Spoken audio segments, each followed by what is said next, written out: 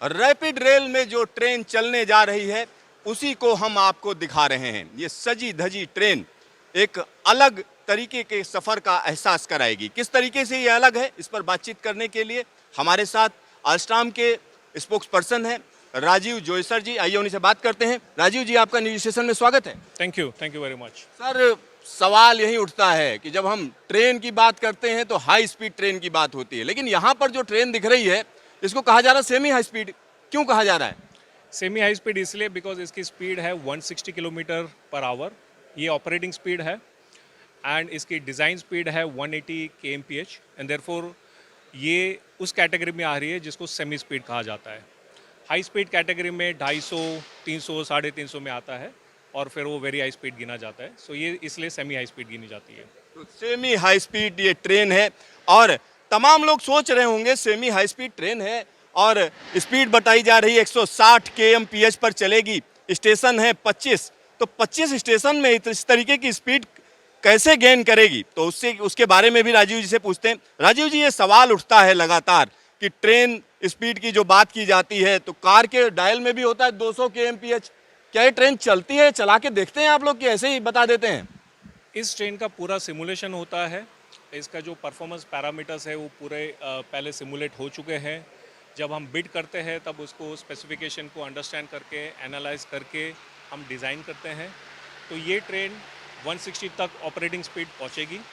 जो root profile है उसके हिसाब से ये यूजुअली अराउंड 3.7 किलोमीटर के अंदर 160 की स्पीड पकड़ लेगी। एवरेज डिस्टेंस जो ये कॉरिडोर में है दिल्ली और मेरठ के, वो अराउंड 5 किलोमीटर के आसपास है। सो इसलिए ये डिज़ाइन की है कि वो इस तरह से 160 kmph की स्पीड, ऑपरेटिंग स्पीड को अचीव कर सके। अब हम अंदर आ चुके हैं, आप देख सकते हैं कि पहली दफ़ा हम आपको दिखा रहे हैं कि ये ट्रेन कैसी होगी।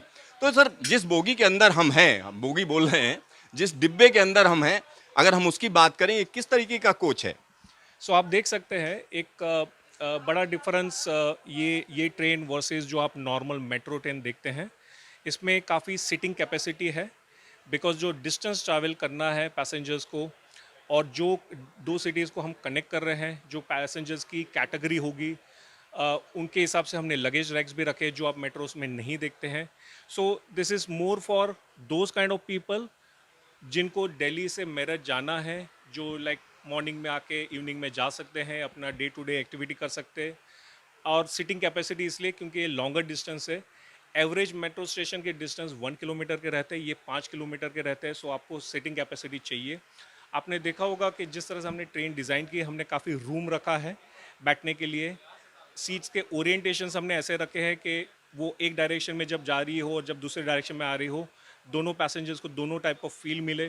तो काफ़ी फीचर्स हमने सोच के पैसेंजर्स के कंफर्ट, सेफ्टी, उनको जर्नी टाइम इम्प्रूव हो सके, वो सारे हमने कंसिडर किए हैं जब हमने डिज़ाइन की है, जो आपके नॉर्मल मेट्रो में नहीं होते। नॉर्मल मेट्रो की अगर हम बात करेंगे तो इस तरीके की चीज़ें नहीं होती। यहाँ पर एक और चीज़ मैं देख रहा हूँ, आप देखिए किस तरीके से एक स्पेस दिया गया है, एक अच्छा खासा स्पेस दिया गया है, जहाँ पर एक स्ट्रेचर भी रखा हुआ है। और अगर हम दिव्यांगों की बात करेंगे तो उनके लिए एक तरीके से व्हील चेयर का भी इंतजाम है।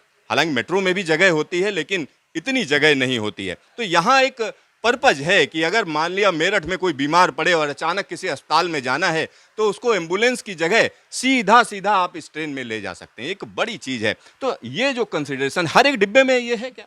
नहीं, ये कुछ ही डब्बों में रखा है हमने, क्योंकि क्या है, ये लोकेशन एक आइडेंटिफाइड लोकेशन है जिस पे ये रहेगा। हर हर डिब्बे में हम इतनी जगह नहीं दे सकते थे, बट जैसे आपने कहा, हमने स्पेसिफिक एक एरिया रखा है।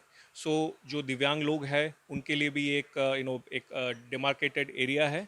और कोई इमरजेंसी आती है तो हमने स्ट्रेचर की फैसिलिटी भी रखी हुई है। तो स्टेशन की भी फैसिलिटी है। सर, एक और चीज़ मैं जानना चाह रहा था, जब इस तरीके की जो ट्रेनें होती हैं, अमूमन देश में चल रहा है कि अल्मुनियम वाली ट्रेनें होनी चाहिए। यहाँ पर ये ट्रेन स्टील वाली है या अल्मुनियम वाली है?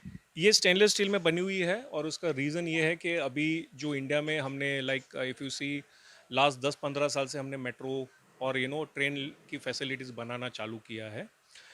एल्यूमिनियम के लिए हमें और कुछ क्षमता चाहिए रहेगी, वॉल्यूम चाहिए रहेगा, सप्लायर बेस चाहिए रहेगा, जो आज के दिन में नहीं है। इसलिए हमने स्टेनलेस स्टील से चालू किया है। मेन पर्पस ट्रेन का ये रहता है कि आप कैसे उसको लाइट वेट बना सकते हैं सो दैट वो एनर्जी एफिशिएंट रहे। एनर्जी एफिशिएंसी के लिए आपके पास कई सारे तरीके होते हैं, जैसे कि आपकी जो मेन है प्रोपल्जन सिस्टम है। सो प्रोपल्जन सिस्टम को आप कितना एफिशिएंट बना सकते हैं जिससे नेट एनर्जी कंजम्पशन हो या आफ्टर रीजनरेशन वो आपका अच्छा रहे। तो वो सारी चीज़ हमने यहाँ पर कंसिडर की है जिससे वेट, एफिशिएंसी और पूरे सिस्टम का एक बैलेंस अप्रोच रहे। सो ये इसलिए हमने स्टेनलेस स्टील में डिज़ाइन की है। स्टेनलेस स्टील में डिजाइन की गई है और साथ ही साथ आप यहाँ पर देख सकते हैं हर जगह जरूरत होती है। कोई अपना लैपटॉप चार्ज करना चाहता है या कोई हम कह सकते हैं मोबाइल चार्ज करना चाहते हैं, मोबाइल चार्जिंग पॉइंट दिए गए हैं। साथ ही साथ आप अपना सामान ऊपर रख सकते हैं। और एक और बड़ी चीज़ है, अगर सर हम भारतीय रेलवे से कंपेयर करें, भारतीय रेलवे भी तो 160 पे चलाती है और आप कह रहे हो 160 सेमी हाई स्पीड और तमाम तरीके की बातें कही जा रही हैं, तो उनका कहना है हम भी तो चलाते हैं। बिल्कुल। सो उन्होंने भी अभी जैसे ट्रेन 18 डिज़ाइन की है, वो भी वही क्षमता रखती है।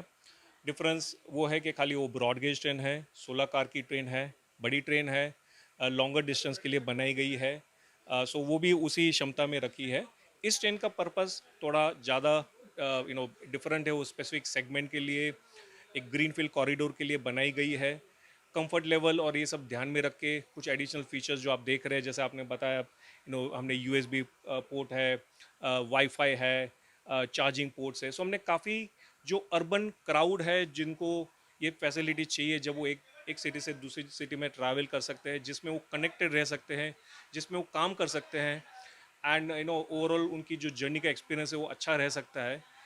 ना कि ट्रेन में बट ओवरऑल एक्सपीरियंस, जबकि वो स्टेशन में आते हैं, स्टेशन में बोर्ड करते हैं, डिबोर्ड करते हैं, तो वो सारा चीज़ यहाँ पर कंसिडर किया है जब हमने ये ट्रेन डिज़ाइन की है कि किस तरह से पैसेंजर्स इसका पूरा बेनिफिट उठा सकते हैं। सर, एक और चीज़ होती है, अब ज़्यादातर देशों में ये चल रहा है कि जो ट्रेन है वो बिजली से ही चल रही है, लेकिन उसका जो एनर्जी कंजम्पशन है वो कम होना चाहिए, क्योंकि सबको लग रहा है कि कहीं ना कहीं क्लाइमेट चेंज हम बढ़ा रहे हैं। तो उसके लिए कुछ सोचा है आप लोगों ने? बिल्कुल। आई थिंक ये बहुत ही इंपॉर्टेंट पैरामीटर है, बिकॉज एनर्जी कंजम्पशन जो ओवरऑल रिकरिंग या ओपेक्स कॉस्ट जो बोलते हैं उसके लिए बहुत ही इंपॉर्टेंट है। हर एक प्रोजेक्ट की वायबिलिटी, सस्टेनेबिलिटी उसके ऊपर डिपेंडेंट रहती है। सो जब हम ये ट्रेन डिज़ाइन करते हैं, हम ये ध्यान में रखते हैं कि कितना हम नेट एनर्जी कंज्यूम करेंगे एंड हम कितना रीजनरेशन कर सकते हैं। सो अभी हमने जो ये ट्रेन में डेवलप किया है, that is state of the art new generation propulsion system डाला है। हमारा train control and management system और प्रोपल्जन टुगेदर इंश्योर करता है कि जो रीजनरेशन हो मैक्सिमाइज हो, जिसके वजह से जो हमारा नेट एनर्जी कंजम्पशन वो सबसे कम हो। सो ये हमने ध्यान करके ये डिज़ाइन किया है। तो आप समझिए कि अगर एनर्जी कंजम्पशन की बात करते हैं तो वो भी इसमें कम रहेगा, यानी जब ब्रेक लगाते हैं तो उस एनर्जी को कहीं ना कहीं रिस्टोर किया जाएगा। सर, एक और चीज़ मैं जानना चाहता हूँ, जब बात होती है मेक इन इंडिया या मेड इन इंडिया की बात की जाती है, तो आप लोगों का भी दावा है तो मेड इन इंडिया है, तो इसमें कितना मेड इन इंडिया है? 100% मेड इन इंडिया है और क्या क्या चीज़ें बाहर से हैं अगर हैं तो? सो हमने यहाँ पर इफ़ यू सी, हमने काफ़ी कुछ लोकलाइज किया है। हमारा factory first of all local है, हम बोगी लोकली बनाते हैं, हम प्रोपल्शन लोकली बना रहे हैं। हाँ, कुछ कंपोनेंट हमें अभी भी बाहर से लाने पड़ते हैं, बट जो उनकी फाइनल मैन्युफैक्चरिंग है, असेंबली है और लार्ज एक्सटेंट तक जो कंपोनेंट्स हैं वो हम अभी भी लोकल सोर्सिंग से ही कर रहे हैं। ट्रेन लेवल की अगर बात करें तो बड़ा स्टेनलेस स्टील होता है, जो मेन कंपोनेंट है जो ट्रेन के कॉस्ट में हो या उसके असेंबली में ज़रूरत होती है, वो सब हमने लोकल ज़्यादा किया है। सो हमने इस केस में आपने अगर देखा हो तो हमने 75 to 80% टच किया है to do things out of India to support make in India campaign. So उस लेवल का हमने इन्वेस्टमेंट किया है, हमारे सप्लायर्स ने इन्वेस्ट किया है और हमने पूरी सप्लाई चेन उस तरह से एस्टेब्लिश की है। सर, एक आखिरी सवाल है, अगर हम भारतीय रेलवे की बात करें तो एक बहुत बड़ा एम्प्लॉयर माना जाता है दुनिया भर में। इस देश में इतनी ज़्यादा आबादी है, तो इस तरीके की जब ट्रेन बनती है तो एक ट्रेन से कितने रोजगार आप लोग जनरेट करते हो? काफ़ी होते हैं। सो क्योंकि हम अपने खुद के फैक्ट्री में डायरेक्ट जॉब्स क्रिएट कर रहे हैं, हम अपने सप्लायर्स के फैक्ट्रीज में इनडायरेक्ट जॉब्स क्रिएट कर रहे हैं। हम जहाँ पर ये ट्रेन्स चलेगी वहाँ पर इकोनॉमिक डेवलपमेंट होगा, कमर्शियल डेवलपमेंट होगा, सो वहाँ भी जॉब्स क्रिएट होगी। सो ऐसे इंफ्रास्ट्रक्चर प्रोजेक्ट से ओवरऑल इकोनॉमिक डेवलपमेंट कंट्री का बढ़ता है। और इसलिए ऐसे ग्रीनफील्ड प्रोजेक्ट्स और आप देखिए जो बेनिफिट मिलेगा जो राइडर्स है फाइनली, जिनकी जर्नी टाइम कम हो जाएगी, जो उनकी आज किसी को सुबह जाके शाम को आना है कंफर्टेबली, उसको स्टे नहीं करना पड़ेगा दिल्ली में, तो वो जो खर्चा होगा आने का, जाने का, रुकने का, वो सब काफ़ी इम्प्रूव होगा। सो ओवरऑल कंट्री को काफ़ी बेनिफिट होता है ऐसे सब प्रोजेक्ट से, और we create lot of direct and indirect jobs. तो डायरेक्ट इनडायरेक्ट जॉब्स की यहाँ पर बात हो रही, कोई फिगर नहीं दे रहे हैं आप। तो अगर हम बात करें एक और चीज आपसे बस सिंपल सी जानना चाहते हैं, इस तरीके की जैसे जिस डिब्बे में खड़े हैं, ये एग्जीक्यूटिव डिब्बा है और या कुछ अलग? ये नॉन एग्जीक्यूटिव है आज के दिन में, एक एग्जीक्यूटिव भी है डब्बा। सो दोनों के लिए हम उसको प्रीमियम कैटेगरी बोल रहे हैं और एक इकोनॉमिक कैटेगरी बोल रहे हैं। सो डिफरेंस थोड़ा सीट्स में दिखेगा आपको, और कुछ फैसिलिटीज़ यहाँ पर हमने ज़्यादा दी है, बट बाय एंड लार्ज आपको इतना बड़ा डिफरेंस नहीं दिखेगा, but there are some benefits जो हम प्रीमियम क्लास में देंगे। तो आप समझिए दो तरीके के यहाँ पर डिब्बे हैं। जिस डिब्बे में हम खड़े हुए हैं ये एक तरीके से इसमें साधारण क्लास है, और दूसरे की बात अगर हम करेंगे तो प्रीमियम क्लास होगा। तो ये नई नवेली ट्रेन जल्द ही आपको मेरठ के आसपास चलती हुई दिखाई देगी, क्योंकि प्रायोरिटी सेगमेंट तय कर लिया गया है। 17 किलोमीटर का सेगमेंट है, जिसमें साहिबाबाद से दुहाई के बीच में इसका जल्द ही ट्रायल शुरू हो जाएगा। तो हम आपको दिखाएंगे कि इसमें क्या क्या सुविधाएं हैं, हम आपको वो भी बताएंगे, और ये भी बताएंगे कि आने वाले दिनों में भारत की तस्वीर किस तरीके से बदल रही है। कैमरामैन हीरा मंडल के साथ सिद्धार्थ, न्यूज स्टेशन सावली।